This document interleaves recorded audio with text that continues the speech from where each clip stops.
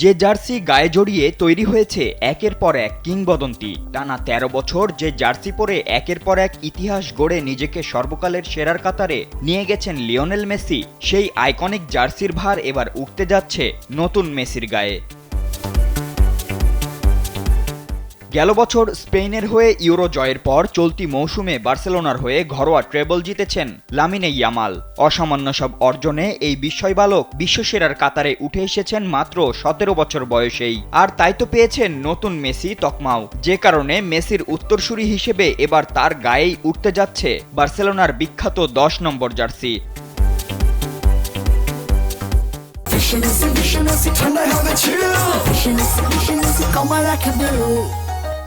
২০২৩ সালে অভিষেকের পর থেকে জাদুকরী সব পারফরম্যান্সে বার্সেলোনায় লিওনেল মেসির যোগ্য উত্তরসূরি হয়ে উঠেছেন তিনি। তার আনুষ্ঠানিক স্বীকৃতি হিসেবে মেসির স্মৃতিধন্য ১০ নম্বর জার্সি আগামী মৌসুমে ইয়ামালের হাতে তুলে দেওয়ার সিদ্ধান্ত নিয়েছে ক্লাব কর্তৃপক্ষ।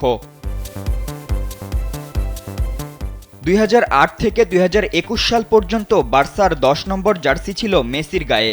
আর্জেন্টাইন মহানায়কের আগে এই জার্সি পরে খেলেছেন রোনালদিনহো, রিকুয়েলমে ও রিভালদোর মতো কিংবদন্তিরা। মেসি বার্সা ছাড়ার পর ২০২১-২২ মৌসুমে ১০ নম্বর জার্সি দেওয়া হয় উঠতি তারকা আনসু ফাতিকে। শুরুটা আশা জাগানিয়া হলেও একের পর এক চোটে হারিয়ে যেতে বসেন এই তরুণ তুর্কি।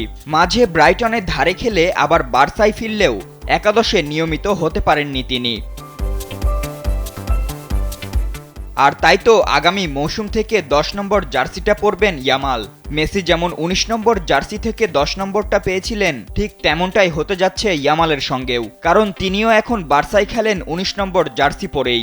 এখন দেখার বিষয় আগামী মৌসুমে এমন আইকনিক জার্সির চাপ ইয়ামাল ঠিকঠাকভাবে সামাল দিতে পারেন কিনা। ফাতিন ইশরাক, কালবেলা।